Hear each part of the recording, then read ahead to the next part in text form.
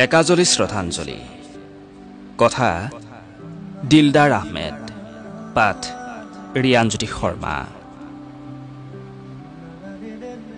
এটি অনুষ্ঠানৰ মৃত্যু হল এই মৃত্যু অপৰাজেয় হে চিৰনমস্য মহান শিল্পী তুমি বৰ অভিমানী সাগৰ তলিত মানিক মুকুতা বিচাৰি বিচাৰি সঁচাকৈয়ে সাগৰ তলিত শুই থাকিলা এবাৰো নাভাবিলা আমাৰ কথা তোমাৰ ভাষাৰে হঠাতে হেৰাল আজি অসমীয়াৰ চোতালৰ জোনাক অমানিশা সাৰে আছে বুলি কোৱাৰ দৰে আজি অসমীয়াই সাৰে আছে আৰু পৃথিৱীও সাৰে আছে বৰষুণত তিতি পৰি অনিদ্ৰা অনাহাৰে মাথো তোমাৰ কাষত এবাৰলৈ মাথো চকু মেলি চোৱা সাগৰ দেখিছা নহয় অশ্ৰুসিক্ত নয়নেও যে মহাসাগৰ সৃষ্টি কৰিব পাৰে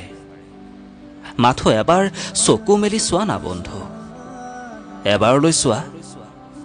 তুমিতো অকল শিল্পীয়েই নহয় এক বিৰল মহান সত্তা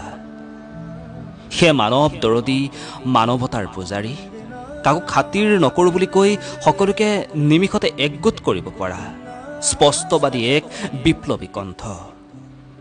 ভাৰাক্ৰান্ত মনৰ মানুহক স্বভাৱফুলক ব্যতিক্ৰমী আচৰণেৰে মানুহক হাঁহিৰ খোৰাক যোগোৱা একক অনন্য শিল্পী তুমি তোমাৰ তুলনা নাই তুমি অমৰ সেয়েহে তোমাক বিদায় দিব নোৱাৰো যদিও অশ্ৰুসিক্ত নয়নেৰে জনাইছো মৰমৰ একাজলি শ্ৰদ্ধাঞ্জলি তুমি সদায় জীয়াই থাকিবা